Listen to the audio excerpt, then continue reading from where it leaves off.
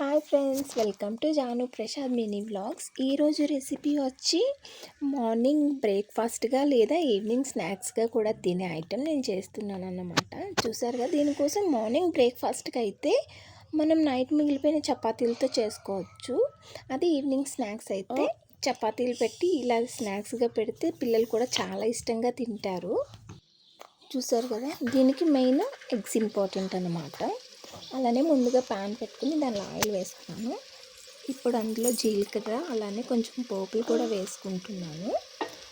Friends, మీరు నా ఛానల్ని ఫస్ట్ టైం చూస్తున్నట్లయితే షేర్ చేయండి, సబ్స్క్రైబ్ చేసుకోండి. అలానే నేను చేసే వీడియోస్ మీకు నచ్చినట్లయితే ఒక చిన్న కామెంట్ చేయండి. చూసారు కదా, ఆయిల్ రోస్ట్ అయిపోయింది. ఇప్పుడు మనం దాంట్లో పోపులు వేసుకున్నాం కదా, అలానే పచ్చిమిర్చి ఇంకా కట్ చేసి పెట్టుకున్న ఆనియన్స్ కూడా వేసుకోవాలి. చూసారు కదా ఫ్రెండ్స్, ఇప్పుడు ఆనియన్స్ బాగా రోస్ట్ అయిపోయి ఇప్పుడు మనం ముందుగా కట్ చేసి పెట్టుకున్న టమాటోస్ కూడా ఇందులో వేసుకోవాలన్నమాట. అలానే నేను సరిపడగా ఉప్పు వేసుకుంటున్నాను. ఇంకా మనం చపాతీలో ఆల్రెడీ కొంచెం సాల్ట్ వేస్తాం కనుక కొంచెం తక్కువ వేసుకోవాలి. అలానే పసుపు వేసుకోవాలి. ఇప్పుడు చూసారు కదా, మనం ముందుగా పెట్టుకున్న అంతా రోస్ట్ అయిపోయింది. ఇప్పుడు మనం కొంచెం అది సైడ్కి పెట్టేసి ఎగ్స్ వేసుకోవాలి. ఎగ్స్ అంతా ఒక సైడ్కి వేసుకున్నాం కాబట్టి ఇదంతా బాగా రోస్ట్ అవ్వాలి. ఇదంతా రోస్ట్ అయిన తర్వాత అది కలపాలి, లేకుంటే ముందుగానే వేసేస్తే కొంచెం స్మెల్ వస్తుంది. చూసారు కదా, ఇది కూడా కొంచెం వేగిన తర్వాత దీనిలో కొంచెం గరం మసాలా వేసుకుంటున్నాను.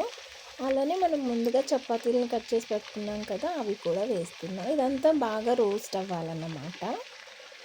చూడండి, అంటే ఎగ్లో ఉన్న కొంచెం పచ్చి స్మెల్ పోవాలి.